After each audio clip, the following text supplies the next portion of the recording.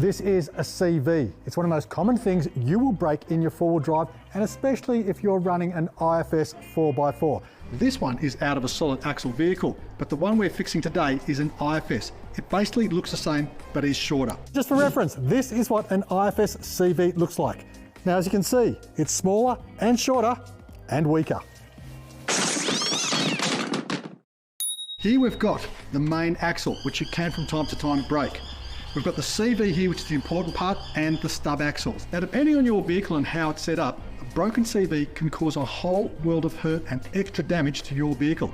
So it's important to get it out quickly and know how to get a new one in. Now, fortunately, we've got Aaron from Patrol Apart right here, right now, who's going to tell you the whole process, exactly what you do and don't need, and how easy it is. So make sure you're carrying a spare and watch this video to find out how to change a CV. Let's have a little look-see at what we've done. Oh! Half the problem. Now there's your problem. Half the problem is grease. The way the CV works is there's meant to be a cage around that, and the balls that are in here slide around in there, and they allow this half to move like that, so that as your steering moves and as your suspension moves, that moves around. So you can see the cage and the balls, broken axle. So the balls let everything, so you can turn corners. This tends to be the weak point. That's part of the cage, so it's just exploded the outer cage until the point that the balls have exited the cage and the cage is broken. So that's what we've done. Here's one I prepared earlier.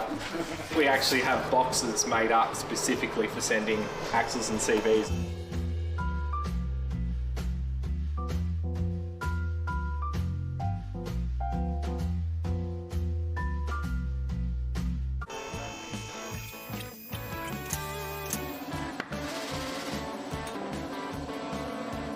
We were having a bit of a think about what the trip might be like, what tracks we were likely to do. If something looks like it's worth having a crack at, we like to have a crack at it.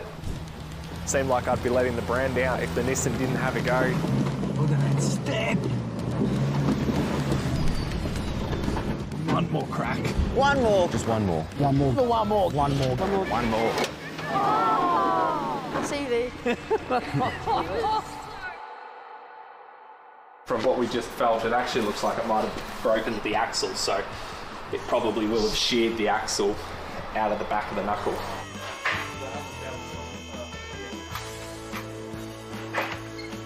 That one will do.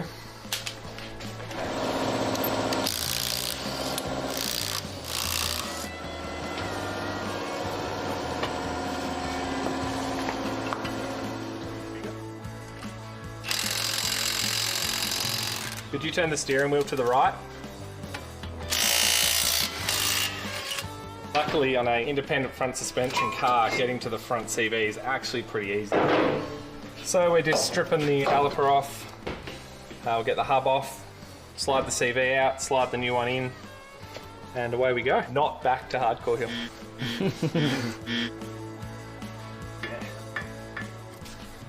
See if the Makita can get it done before we move to the Milwaukee. Just undo these ABS lines out of their brackets.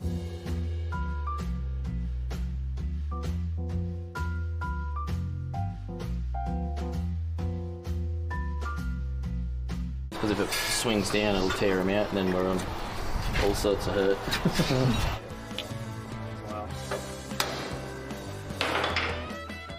We're going to need a lever bar to pop the axle out of the diff.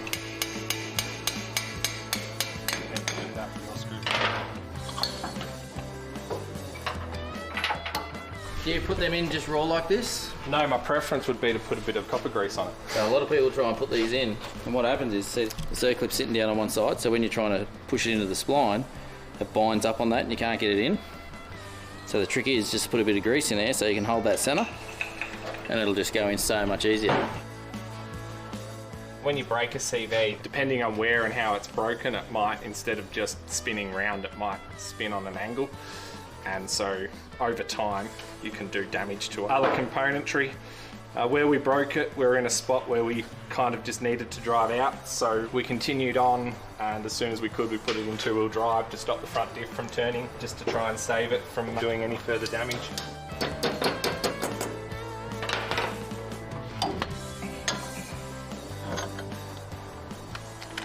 you got a decent breaker, bud.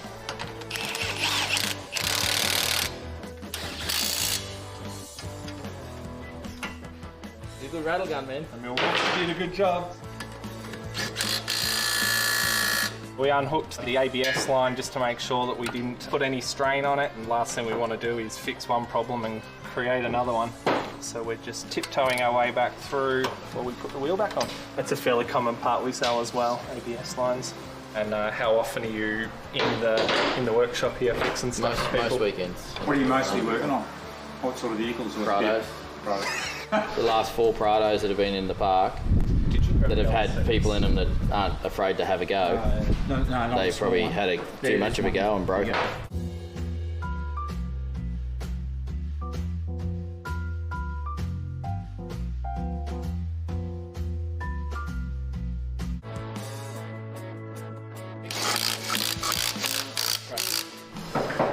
Let that down and I'll go over them by hand.